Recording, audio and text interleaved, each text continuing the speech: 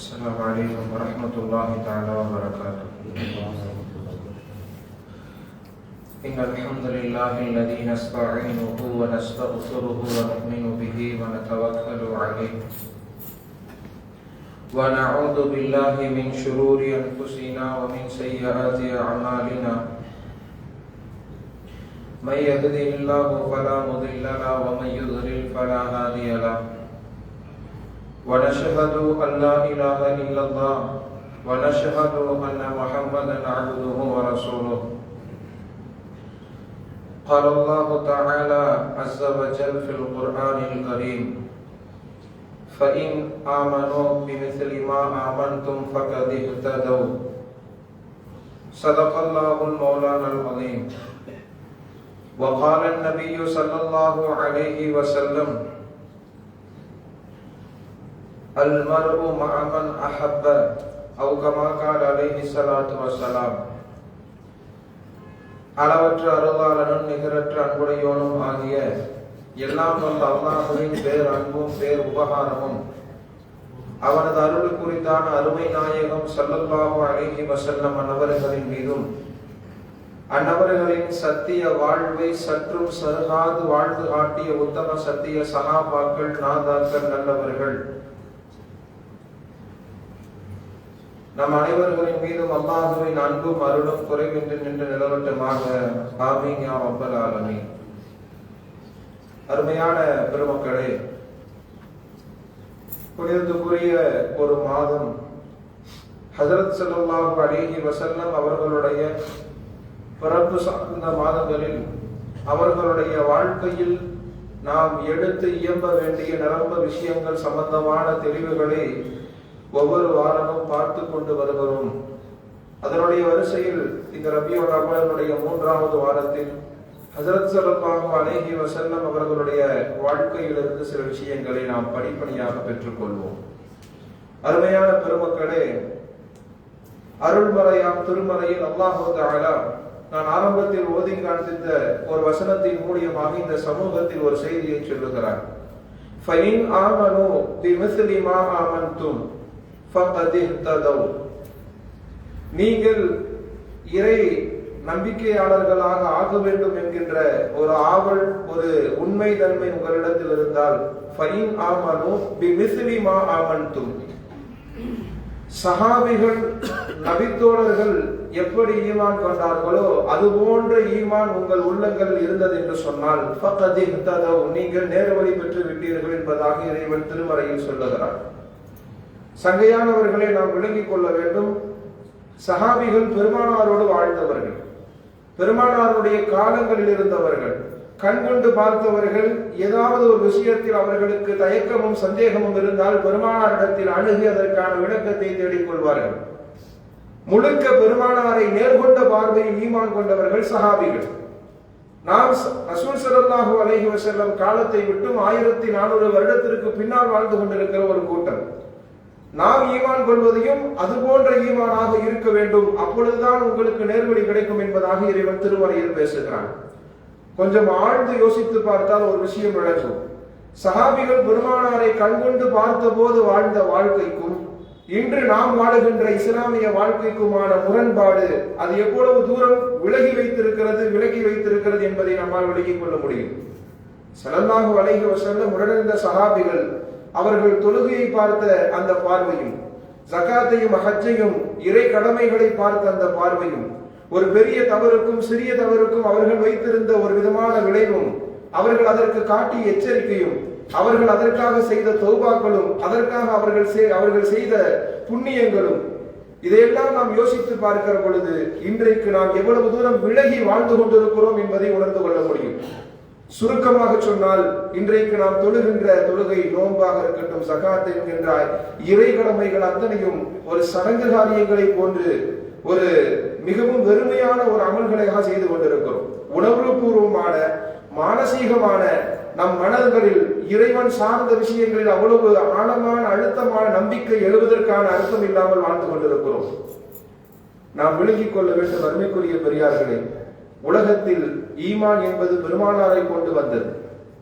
ஸல்லல்லாஹு அலைஹி வஸல்லம் அவர்களோடு இருந்த சஹாபிகள் பெருமானார் ஒரு விஷயத்தை சங்கடப்படுவார்கள், அவர்கள் வருத்தப்படுவார்கள் என்று சொன்னால் அந்த விஷயத்தை ஹராம் அளவிற்கு அவர்கள் நினைப்பார்கள். ஒரு விஷயத்திற்கு பெருமானார் கொஞ்சம் முகம் சுளிப்பார்கள் என்கின்ற எண்ணம் வந்தாலும் கூட அது உண்ணுகிற உணவாக இருந்தாலும் ஒதுக்கி வைக்கின்ற சஹாபிகள் ஏராளமாக இருந்தார்கள். பெருமானாருக்கு பிடிக்காத ஒரு விஷயம் மார்க்கத்தில் ஹராம் அளவிற்கு ஒதுக்கி வாழ்ந்தார்கள். உண்மையாக அவர்களுடைய ஈமான் பெருமானார் சார்ந்ததாக இருந்தது. எனவே அவர்களுடைய ஈமான் முழுக்க, அவர்களுடைய வாழ்க்கை முழுக்க அவர்கள் செய்த அத்தனை செயலும் தூய்மையாக மாறியது. இன்றைக்கு நாம் செய்கின்ற எல்லாம் சடங்குகளாக இருக்கிறது. பெரும் பாவங்களை கூட மிக அலட்சியமாக செய்கின்ற போக்கு. இதெல்லாம் எதை தெரிவிக்கிறது? பெருமானார் நம்மை விட்டு தூரமாகி விட்டார்கள் என்பது காலம் சொல்லுகின்ற உண்மை. நாம் பெருமானாரை விட்டு வெகு தூரம் சென்று விட்டோம் என்பது ஈமான் சொல்லுகிற உண்மை. இன்றைக்கு நம்மிடத்தில் இருக்கிற வெகு தூரமாக இருக்கக்கூடிய பெருமானாருடைய சுஹபத் என்கின்ற தோழமை சார்ந்த விஷயங்களை நாம் வெகு தூரத்தில் வாழ்ந்து கொண்டிருக்கிறோம். ஒரு செயலை செய்கின்ற பொழுது நாம் பார்க்கின்ற அந்த செயலை பெருமானாருக்கு எடுத்து காண்பிக்கப்படும் என்கின்ற அந்த உணர்வு இருந்து அந்த செயலை செய்கின்ற பொழுது அது ஹராமாக இருந்தால் அதற்கு மிகப்பெரிய கவலைப்படுவோம், மிகப்பெரிய வருத்தங்களை அதற்காக நாம் கொடுப்போம். ஆனால் கொடுக்காமல் நம் வாழ்க்கையில் நகர்ந்து போகிறோம் என்று சொன்னால் பெருமானாரை அங்கிருந்து நாம் எடுத்து விட்டோம், அவர்களை மிக தூரத்தில் வைத்து விட்டோம் என்பதுதான் அதற்கான உண்மை என்பதை நாம் விளங்கிக் கொள்ள வேண்டும். சங்கைக்குரியவர்களே, பெருமானார் ஸல்லல்லாஹு அலைஹி வஸல்லம் காலத்திற்கு பின்னால் வாழ்ந்த தாபிஈன்கள் என்கின்ற தபால் தாபிஈன்கள் என்று பல பட்டியல்கள் இருக்கிறது. பெருமானார் நூற்றாண்டிலிருந்து பல நூற்றாண்டுகளுக்கு பின்னால் வாழ்ந்த ஒரு மிகப்பெரிய மார்க்க அறிஞர் தன்னுடைய வாழ்க்கை குறிப்பில் எப்படி எழுதியிருக்கிறார். என்னுடைய வாழ்க்கையினுடைய அனுபவத்தில் நடந்த சம்பவத்தை சொல்லுகிறேன் என்று ஒரு விஷயத்தை சொல்லுவார். ஒரு மிகப்பெரிய அல்லாஹ்விற்கு இறைநேசராக, மிகப்பெரிய மார்க்க அறிஞராக பிற்காலத்தில் மாறி போனார். ஆரம்ப காலத்தில் அவர் ஒரு வீட்டில் வசித்துக் கொண்டிருக்கிற பொழுது அவருடைய வீட்டில் அருகில் ஒரு அழகான பெண்மணி வாழ்ந்து கொண்டிருந்தார். இவர் ஒரு மிகப்பெரிய மார்க்க அறிஞர். இவரை நீண்ட நாள் அடைய வேண்டும் என்கின்ற தவறான சிந்தனையில் அந்த பெண் பல நோக்கில் அவர் யோசித்துக் கொண்டே இருந்தார். ஒரு நாள் வீட்டில் தனிமையில் இருக்கிற நேரத்தில் அந்த மிகப்பெரிய மார்க்க அறிஞரை, மிகப்பெரிய இறைநேச செல்வரை அவர்கள் மிகப்பெரிய அளவிற்கு அவர்களுடைய அந்த அழகில் மயங்கி அந்த பெண் இச்சைக்காக அழைக்கிறார். வீட்டிற்குள் சென்றவர்களுக்கு என்னவென்று புரியவில்லை. வீடு தாழ்பால் இடப்படுகிறது. அந்த பெண்ணிடமிருந்து தப்பிக்க வேண்டும் என்பதற்காக அந்த வீட்டில் இருந்த நஜீஸை எடுத்து தன்னுடைய உடம்பில் பூசிக்கொள்கிறார். வரலாற்றில் அவர் சொல்லுகிறார், அதை பூசியதற்கு பின்னால் என் மீது இருந்த அந்த ஆசை அவளுக்கு நீங்கிவிட்டது. கதவை திறந்து விட்டால் நான் வெளியே தப்பித்து வந்து விட்டேன். இதனால் இறைவன் பிற்காலத்தில் எனக்கு கொடுத்த வெகுமதி என்ன தெரியுமா? கனவினுடைய விளக்கத்தை அல்லாஹ் எனக்கு அன்பளிப்பாக தந்தார். யூசுப் அலைஹிஸ்ஸலாத்து வஸ்ஸலாம் அவர்களுக்கு மட்டும்தான் கனவினுடைய விளக்கத்தை அறிகிற ஆற்றலை அல்லாஹ் கொடுத்திருக்கிறார். சில மகான்களுக்கும் அவர்களுடைய செயல்களை கொண்டு, அவர்களுடைய தூய இஹ்லாஸை கொண்டும் அல்லாஹ் கொடுத்திருக்கிறான். இந்த பெரியார் சொல்லுகிறார், என் வாழ்க்கையில் அது போன்ற ஒரு அனுபவம் எனக்கு கிடைத்தது. அவர் சொல்றாரு, தன்னுடைய வாழ்க்கையினுடைய முதுமையை அடைகின்ற நேரத்துல, ரொம்ப வயசாகி அவர் தளர்ந்து போன நேரத்துல ஒரு நேரத்தில் இப்படி ஒரு யோசனை வருகிறது. இளமையாக, ஆஜானுபாகுவானாக, அழகிய தோற்றத்தில், கண்களுக்கு மிகவும் கண்ணியமாக பார்க்கப்படக்கூடிய அந்த இளமை காலத்தில் அந்த பெண் அழைத்த நேரத்துல உடலில் வலு இருந்தது, மிகப்பெரிய தேற்றத்தில் இருந்தது, எல்லா விதமான சக்தியும் இருந்தது. அந்த நேரத்தில் அந்த பெண் அழைத்த நேரத்தில் ஒரு சின்ன அந்த ஆசையை நாம் நிறைவேற்றி இருக்கலாமோ என்கின்ற அந்த ஆசை அவர் மனதில் பின்னால் ஒரு காலத்தில் ஏற்படுகிறது. ஏற்படுத்திய மாத்திரத்தில் அவர் உடனே தெளிந்து கொள்கிறார், சுதாரித்துக் கொள்கிறார், தௌபாவை செய்கிறார். அந்த ஊரில் இருக்கக்கூடிய மிகப்பெரிய மார்க்க அறிஞராக இருந்த ஹஸனுல் பஸ்ரி ரஹ்மத்துல்லாஹி அலைஹி அவர்களை சந்திக்கிறார்.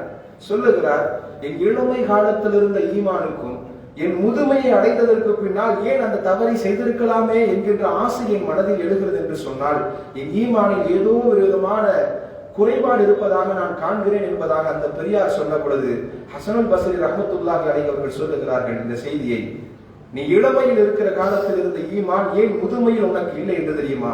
நீ இளமையில் இருந்த பொழுது பெருமானாருடைய வாழ்க்கைக்கும் அவர்களுடைய வாழ்ந்த காலத்திற்கும் உன்னுடைய வாழ்ந்த காலத்திற்கும் கொஞ்சம் நெருக்கம் இருந்தது.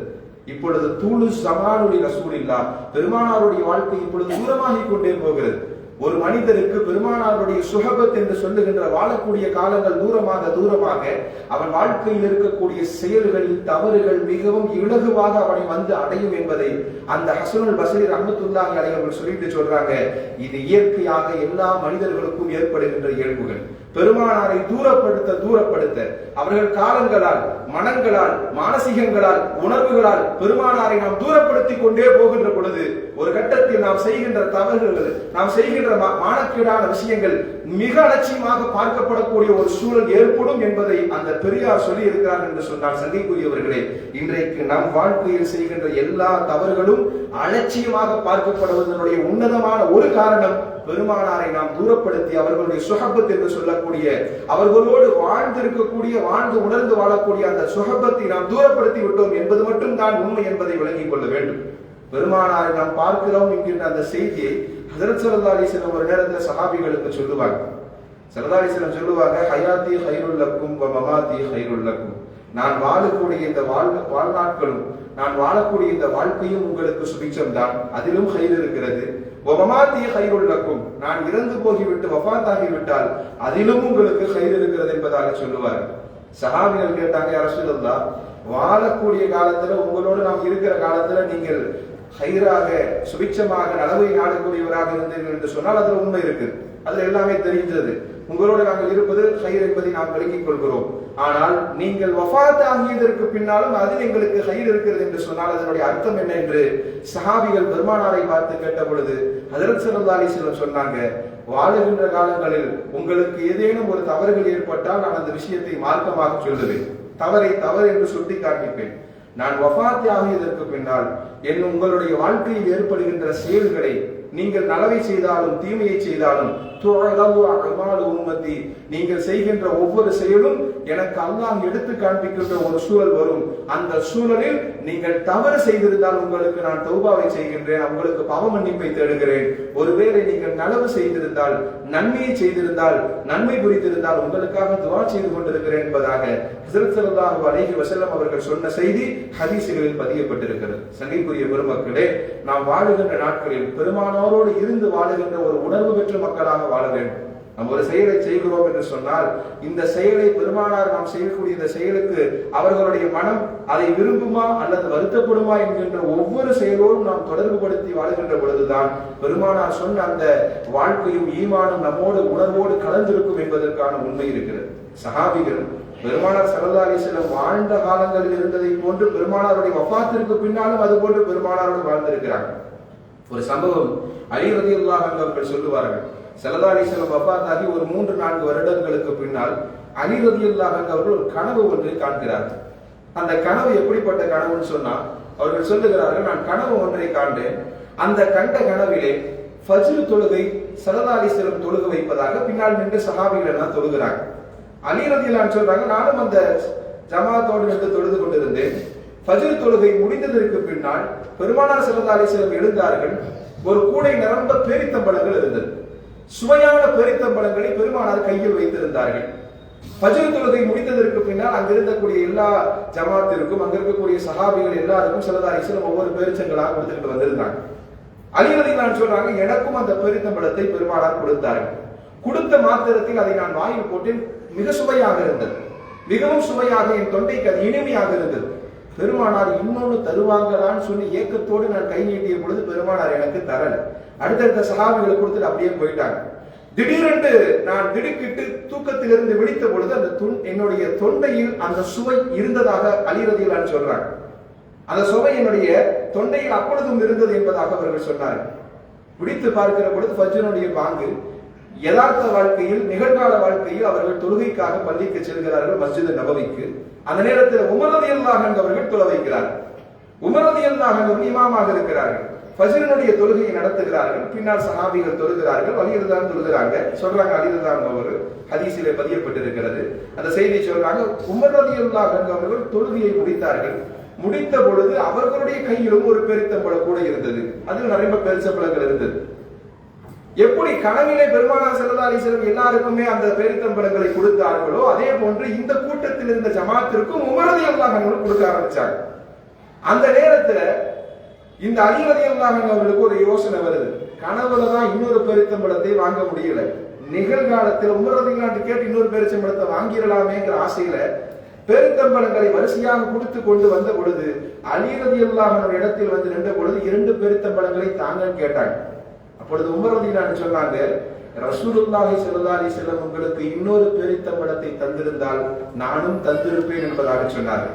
நாம் உண்மையில் விளங்கிக் கொள்ள வேண்டும். அருமையான பெரியவர்களே, இந்த வரலாறு எதை சொல்ல வருகிறது என்று சொன்னால், பெருமானார் வஃபாத்தாகி மரணித்ததற்கு பின்னாலும் கூட, அவர்களுடைய வாழ்க்கையை விட்டு அவர்கள் கடந்து சென்றதற்கு பின்னாலும் கூட, அடுத்தடுத்த ஆண்டுகளில் வாழ்ந்த சஹாபிகள் மானசீகமாக கனவுகளோடு பெருமானாரோடு தொடர்பில் இருந்து வாழ்ந்து கொண்டிருந்தார்கள் என்பது மட்டும்தான் இதிலிருந்து உண்மையாக தெரிகிறதே தவிர இதில் எந்த விதமான ஒளிமறைவும் இல்லை. சஹாபிகள் சொன்ன வார்த்தைகளை நீங்கள் நன்கு கவனிக்க வேண்டும். இங்கு அலி ரலியல்லாஹு அன்ஹு அவர்கள் கண்ட கனவு எப்படி உண்மையோ, அந்த இடத்தில் உமர் ரலியல்லாஹு அன்ஹு கண்ட கனவும் உண்மை. அவர்களும் அந்த கூட்டத்தில் இருந்ததை அறிகிறார்கள். அவர்களுக்கும் அது போன்ற ஒரு சுஹபத்தான வாழ்க்கை கிடைத்திருக்கிறது. பெருமானாருடைய வஃபாத்திற்கு பிறகும் கூட சஹாபிகள், நிரம்ப சஹாபிகள் தன் வாழ்க்கையில் சொன்ன உண்மையான செய்திகள் ஹதீஸ்களில் எப்படி சொல்லப்படுகிறது, நிரம்ப சஹாபிகள் சொன்னார்கள், என் மௌத் வரைக்கும் ஒவ்வொரு நாளும் பெருமானாரை காணாத கனவுகள் எங்கள் தூக்கத்தில் இல்லை என்பதாக சொல்லி இருக்கிறார். சங்கைக்குரிய பெருமக்கள், இந்த உணர்வுகள் எப்படி கிடைத்தது? இந்த உணர்வுகள் நமக்கு ஏன் வரவில்லை என்று சொன்னால், நாம் தூரப்படுத்தி வைத்துக் கொண்டு பெருமானாரை நாம் அணுகுகிறோம் என்பதை தாண்டி வேறு எந்த உண்மையுமே இல்லை. நாம் பெருமானாரை எவ்வளவு நெருக்கப்படுத்தி வாழுகிறோமோ, பெருமானாரை நாம் எவ்வளவு தூரம் உயிருக்கு மேல் என்ற வார்த்தையை மட்டும் சொன்னால் மட்டும் போதாது. அது வெறுமையான வார்த்தைகளாக வெற்றி சொற்களாக மட்டுமே இருக்குமே தவிர, உணர்ந்து வாழுகின்ற பாக்கியங்களை நாம் பெறுகிற பொழுது மட்டும்தான் பெருமானார் உயிரோடும் உணர்வோடும் கலந்து நம்மிடத்தில் ஈமானை பாய்க்கிறார்கள் என்கின்ற அந்த உணர்வு நம்மிடத்தில் ஏறும். அந்த வாழ்க்கையை நாம் வாழ்வதற்கான ஒரு உந்து சக்தியை தரும் என்பதை நாம் உணர்ந்து கொள்ள முடியும். சகைக்குரிய பெருமக்கள், அந்த வாழ்க்கையை தான் சஹாபிகள் சொல்லி தந்திருக்கிறார்கள். உஸ்மான் ரலியல்லாஹு அன்ஹுடைய கடைசி இறப்பினுடைய செய்தியை நீங்கள் படித்து பார்த்தால் அந்த வரலாறு மிக கோரமான வரலாறு. உஸ்மான் ரலியல்லாஹு அன்ஹு ஆட்சி காலத்தில் இருந்த பொழுது ஒரு 3000 எதிரிகள், யூதர்களுடைய படைகள் மிகப்பெரிய ஒரு கிளர்ச்சி படையாக மாறி உஸ்மான் ரலியல்லாஹு அன்ஹு கொல்லணுங்கிறதுக்காக அந்த இடத்துல ஒரு கிளர்ச்சி படையாக இஸ்லாமியர் படைகளும் அதில் இருந்தது. உஸ்மான் ரலியல்லாஹு அன்ஹு கொல்லுவதற்காக ஆட்சி நடந்து கொண்டிருந்த காலத்தில் ஒரு 3000 பேர் கிளர்ச்சியாளர்களாக கிளம்புகிறார்கள். உஸ்மான் ரலியல்லாஹு அன்ஹு கொல்லணுங்கிற ஒரு நோக்கம். ஸல்லல்லாஹு அலைஹி வஸல்லம் அவர்கள் சொல்லி ஏற்கனவே அவர்களுக்கு முன் யோசனையாக, முன்னறிவிப்பாக சொன்ன செய்தி என்ன தெரியுமா? உஸ்மான் ரலியல்லாஹு அன்ஹு ரசூல் ஸல்லல்லாஹு அலைஹி வஸல்லம் சொன்ன செய்தி, பின்னால் ஒரு காலத்தில் உங்களுடைய ஹிலாஃபத்தினுடைய ஆடையை கலற்றுவதற்கு ஒரு பெரும் கூட்டம் வரும், நீங்களாக அதை கலட்டி விட வேண்டாம் என்று ஸல்லல்லாஹு அலைஹி வஸல்லம் வசியத்தை செய்திருந்தார்கள். எனவே அந்த ஆட்சியை உஸ்மான் ரலியல்லாஹு அன்ஹு விடுவதற்கு தயாராக இல்லை. இதோடு மட்டும் விடல, ஸல்லல்லாஹு அலைஹி வஸல்லம் இன்னமும் சொன்னாங்க, அந்த கிளர்ச்சியாளர்கள் உங்கள் கோட்டைக்குள், வீட்டுக்குள் இறங்குவார்கள், உங்களை அவர்கள் கொலையும் செய்வார்கள். உங்கள் கழுத்தில் அவர்கள் கத்தியை வீசுகின்ற பொழுது அந்த கழுத்தில் குரல் வழியிலிருந்து சிந்துகின்ற ரத்தம் ஃபஸயக்ஃபீகஹுமுல்லாஹ் என்கின்ற குர்ஆன் வசனத்தின் மீது படும். இது உண்மை என்பதாக பெருமானார் ஸல்லல்லாஹு அலைஹி வஸல்லம் அந்த சொன்ன செய்தியையும் சேர்த்து உஸ்மான் ரலியல்லாஹு அன்ஹு வழங்கி வச்சிருக்கிறார். தன் மரணத்தை எதிர்பார்த்து வாழ்ந்த காலங்களில் உஸ்மான் ரலியல்லாஹு அன்ஹு காலம் இருந்தது. அவர் எதிர்பார்த்த அந்த நாள் அன்றைக்கு வந்தது. கிளர்ச்சியாளர்கள் சில நபர்கள், ஒரு 7-8 பேர் வீட்டுக்குள் புகுகிறார்கள். புகுந்த மாத்திரத்தில் அவர்களுடைய குரல் வழிகள் அந்த ஈட்டியும் அந்த வாள்களும் பாய்கிறது. ரத்த வெள்ளமாக அவர்களுடைய கழுத்தில் இருந்து ரத்தம் வழிந்து ஓடுகிறது. எந்த இடத்தில் பெருமானார் இந்த ரத்தம் சிந்தும் என்று சொன்னார்களோ, குர்ஆனில் ஃபஸயக்ஃபீகஹுமுல்லாஹ், அல்லாஹ்வே போதுமானவனாக இருக்கிறான் என்கின்ற அந்த வசனம் வருகின்ற இடத்தில் ரத்தம் சிந்துகிறது. சிந்திய மாத்திரத்தில் உஸ்மான் ரலியல்லாஹு அன்ஹு அவர்களுடைய மனைவி, அவர்களுக்கு அந்த ரத்த போக்கில் அவர்களுடைய தண்ணீரினுடைய தாகத்தினுடைய வறட்சியின் காரணத்தினால அவர்கள் தண்ணீரை கொண்டு வந்து கொடுக்கிறார்கள். அவர்களுடைய அந்த வறட்சியை போக்குவதற்காக தண்ணீர் கொடுக்கப்படுகிறது. உஸ்மான் ரலியல்லாஹு அன்ஹு சொன்னாங்க, தண்ணீர் வேண்டாம் என்பதாக. தண்ணீர் வேண்டாம். உஸ்மான் ரலியல்லாஹு அன்ஹு மனைவி கேட்டாங்க, இவ்வளவு வறட்சியாக இருக்கிறது, தண்ணீரை குடிங்க, நாக்கு ரொம்ப வறண்டு போயிருச்சு, ரத்தம் அதிகமாக போய்கொண்டிருக்கிற, தண்ணீரை குடிங்கள் என்பதாக சொன்ன பொழுது உஸ்மான் ரலியல்லாஹு அன்ஹு சொன்ன வார்த்தை என்ன தெரியுமா? அந்த மரணத்தினுடைய விழிப்பில் இருந்து அவர்கள் சொன்ன வார்த்தை நாம் எல்லாம் இதயங்களால் பொறித்துக் கொள்ள வேண்டிய ஒரு வார்த்தை. உஸ்மான் ரலியல்லாஹு அன்ஹு சொன்னாங்க, நான் நோன்பு வைத்திருக்கிறேன் என்பதாக. நோன்பு வைத்திருந்தாலும் பரவாயில்லை, தண்ணீரை குடிங்கள் என்பதாக மனைவி வற்புறுத்திய பொழுது சொன்னார்கள், நான் தினமும் பெருமானாரை கனவில் அவ்வப்போது காண்கின்ற ஒரு காட்சி ஏற்படும்.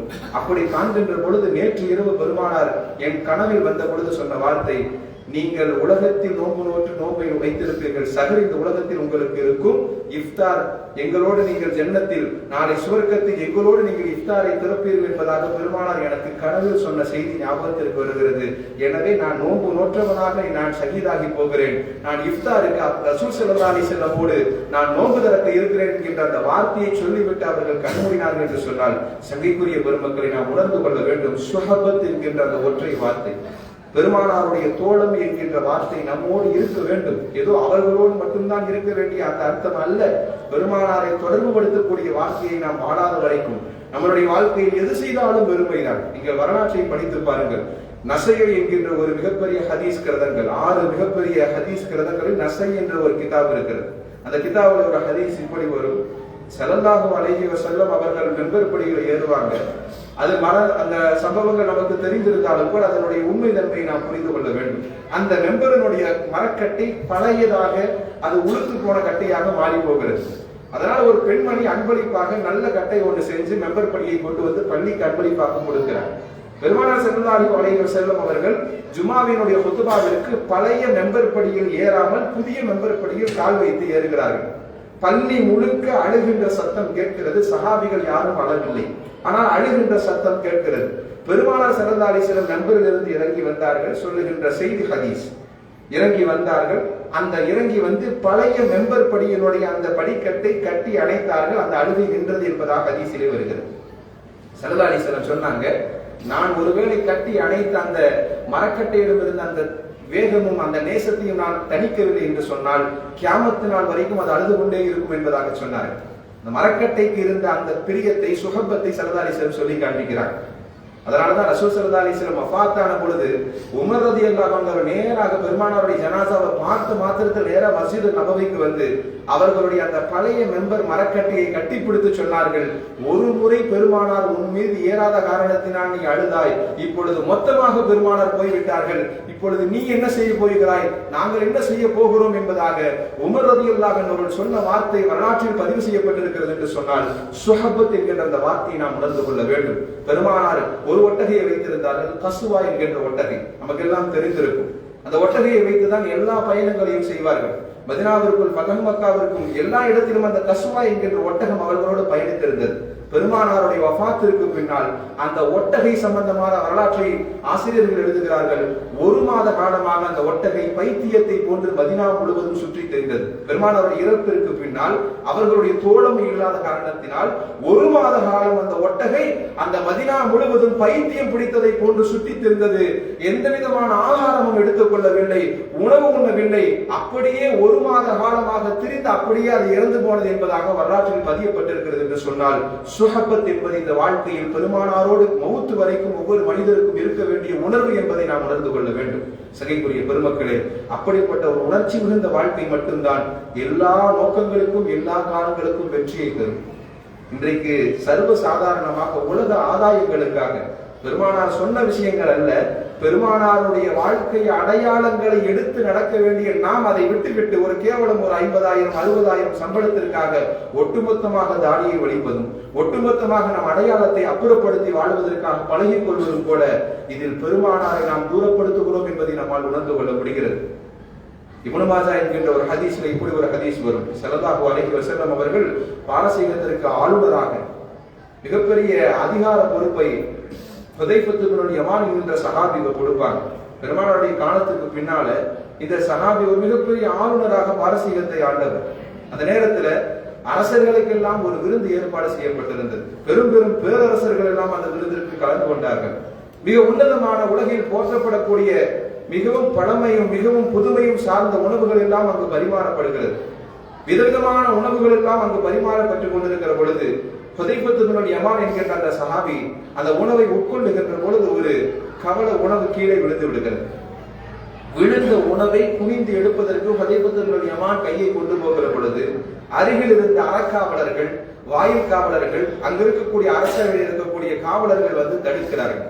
நீங்கள் மிகப்பெரிய பேரரசை சார்ந்தவர்கள், மிகப்பெரிய ஆளுநர், உங்கள் மதிப்பிற்கும் மரியாதைக்கும் இது சங்கடத்தை தருகிறது. நீங்கள் கீழே கடந்த உணவை எடுக்க வேண்டாம், வேண்டுமானால் இதே போன்று இன்னொரு உணவையும் புதுமையாக நாங்கள் சமைத்து தர தயார், எனவே இது வேண்டாம் என்பதாக அந்த அறக்காவலர்கள் சொல்லிய பொழுது ஹுதைஃபத்து இப்னு யமான் சொன்ன வார்த்தை ஹதீஸிலே எப்படி போடப்பட்டிருக்கிறது, அத்ருக்கு சுன்னத்த ஹபீபிலி ஹாஉலாயில் ஹுமஹா. கேவலம் இந்த உலகத்தை ஆளக்கூடிய அரசர்களுடைய வாழ்க்கையில் அவர்கள் பெரிதுமாக சிறிதுமாக அவர்களுடைய அங்கீகாரத்தை கொண்டுள்ள அவர்கள் கௌரவப்படுத்தக்கூடிய ஒரு விஷயம் உலக ஆடம்பரங்களுக்காக அவர்கள் எந்த விஷயங்கள் எல்லாம் வீண்வரியமாக செய்கிறார்களோ அதையெல்லாம் பார்த்து என் மனம் மயங்கும் என்பதாக நீங்கள் நினைக்க வேண்டாம்.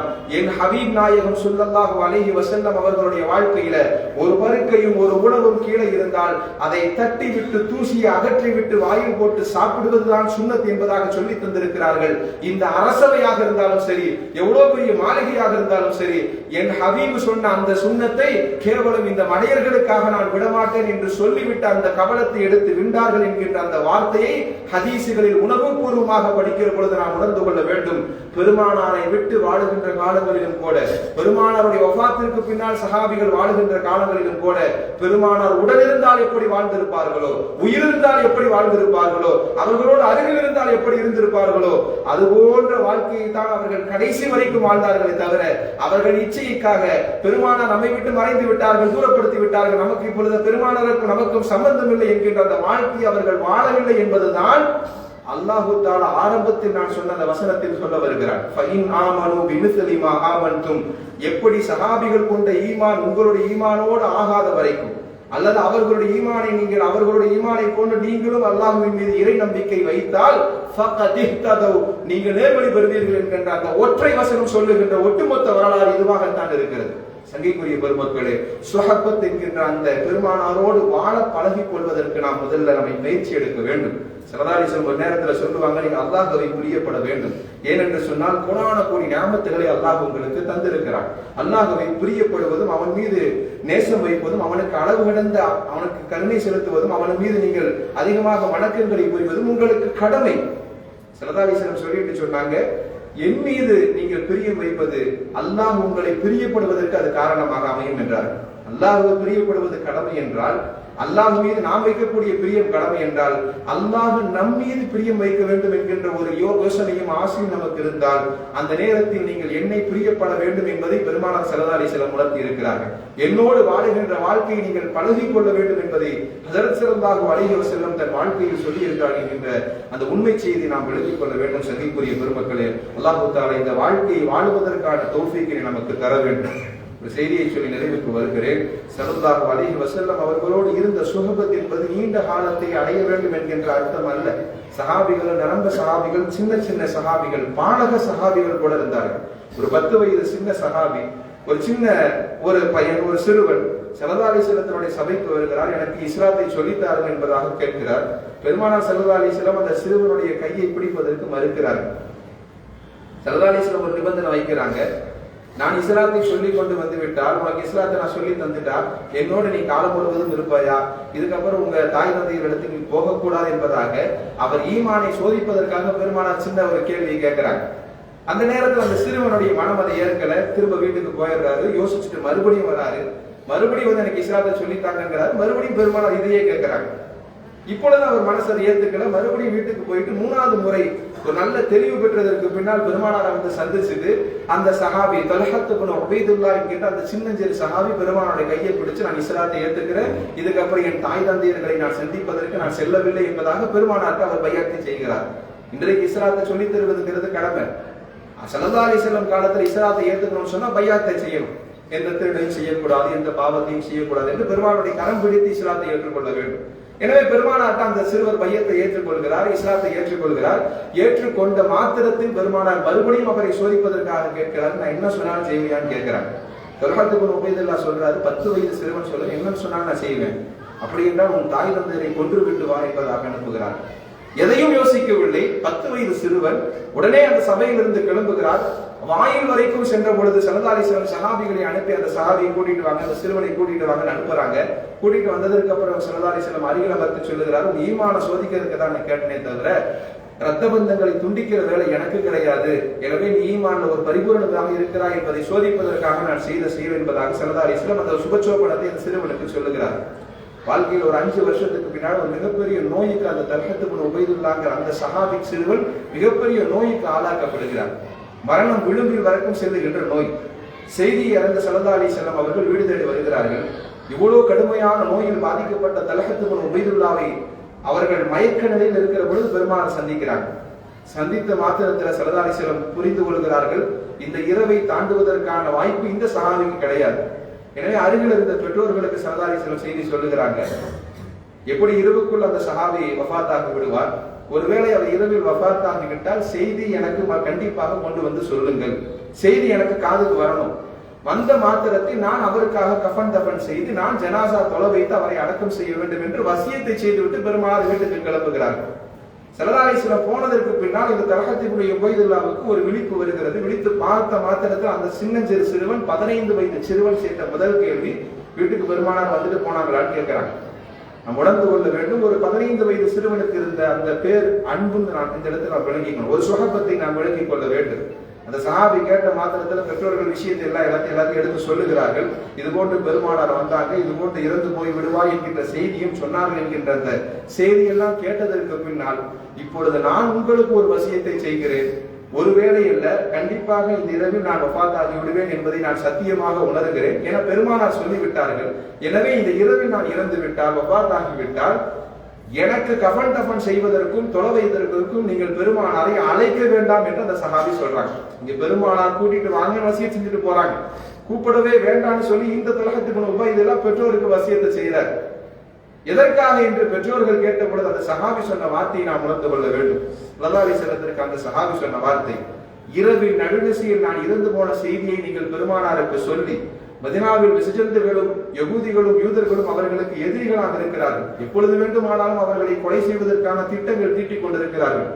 இப்படி நடுநிசி நேரத்தில் அவர்களுக்கு எந்த பாதுகாப்பும் இல்லாமல் விசஜந்துகள் அதிகமாக இருக்கக்கூடிய நம் வீட்டை நோக்கி பெருமானார் வருகிற வழியில் அவர்களுக்கென்று ஒரு இடர் ஏற்பட்டு விடும் என்கின்ற காரணத்தினால் எனக்கு தொலை வைக்கின்ற பாக்கியமும் எனக்கு துவா செய்கின்ற பேருக்கும் பெருமானாரால் ஏற்படவில்லை என்றாலும் சரி, பெருமானாருக்கு எந்த விதமான சங்கடமும் வந்துடக்கூடாது, எனவே நீங்களே என்னை கஃபன் தஃபன் செய்து அடக்கம் செஞ்சிருங்கன்னு சொல்லி அந்த சஹாபி சொல்றாங்க. வரலாற்றில் சொல்லப்படுகிறது, அடுத்த நாள் ஃபஜ்ருக்கு பின்னால் பெருமானார் தல்ஹத் இப்னு உபைதுல்லாவினுடைய உடல் நலத்தை விசாரிப்பதற்கு வீடு வருகின்ற பொழுது ஜனாஸா அங்கே இல்லை, அடக்கம் செய்து விட்டு பெற்றோர்கள் வீட்டுக்கே வந்துடுறாங்க. ஸல்லல்லாஹு அலைஹி வஸல்லம் கேட்டாங்க, நான் அவ்வளவு தூரம் சொன்னதற்கு பின்னாலும் ஏன் அடக்கினீர்கள் என்பதாக கேட்ட பொழுது செய்தி இப்படி சொல்றாங்க, உங்களுக்கு எந்த சங்கடமும் வரக்கூடாது அந்த சஹாபி சொன்ன வார்த்தை. ஸல்லல்லாஹு அலைஹி வஸல்லம் ஒட்டுமொத்த ஜமாத்தையும் அழைத்துக் கொண்டு சஹாபிகளை அழைத்துக் கொண்டு ஜன்னத்துல் பக்கீக்கு செல்லுகிறார்கள். தல்ஹத் இப்னு உபைதுல்லாவுடைய கபரில் வண்டியிட்டு அந்த கபரின் மீது கை வைத்து பெருமானார் சொன்ன வார்த்தை ஹதீஸிலே பதியப்பட்டிருக்கிறது, அல்லாஹும்ம அல்ஹிகுஹு துல்ஹிகு இலைஹி வ யல்ஹகு இலைஹ். இறைவா, இந்த தல்ஹத் இப்னு உபைதுல்லாவை நீ சந்திக்கின்ற அந்த நேரம் எப்படி இருக்கு தெரியுமா, எப்படி இருக்க வேண்டும் தெரியுமா அந்த சந்திப்பு, அவர் உன்னை சிரித்த வண்ணம் சந்திக்க வேண்டும், நீ அவரை சிரித்தவாறு சந்திக்க வேண்டும். அவரும் உன்னை சிரிச்சுக்கிட்டே பார்க்கணும், நீயும் அவரை சிரித்துக் கொண்டே பார்க்க வேண்டும். இப்படிப்பட்ட ஒரு சந்திப்பை இந்த சஹாபிக்கு, பேரன்பு கொண்ட இந்த சஹாபிக்கு, சுகபத்தில் இருந்த சஹாபிக்கு நீ தர வேண்டும் என்பதாக பெருமானார் அந்த கபரின் மீது கை வைத்து செய்த துவாக்களை நம்மால் படிக்க முடிகிறது என்று சொன்னால், சங்கைக்குரிய பெருமக்களே, உலகத்தில் பெருமானாருடைய சுகபத்துகளை தாண்டிய வாழ்க்கை எப்பொழுதும் நமக்கு வெற்றிக்கும் விமோச்சனத்திற்கும் ஜெயத்திற்கும் வழி தராதிருக்கின்ற அந்த மிகப்பெரிய ஒரு சூட்சமத்தை நம்மால் வாழ்க்கையில் உணர்ந்து வாழ்வதற்கான தௌஃபீக்கினை வல்லாஹ் நம் வாழ்க்கைக்கு தந்தருள் புரிவானாக. வாஹிரு தவானா அல்ஹம்துலில்லாஹி ரப்பில் ஆலமீன். அஸ்ஸலாமு அலைக்கும் வரஹ்மத்துல்லாஹி தஆலா வபரகாத்துஹு.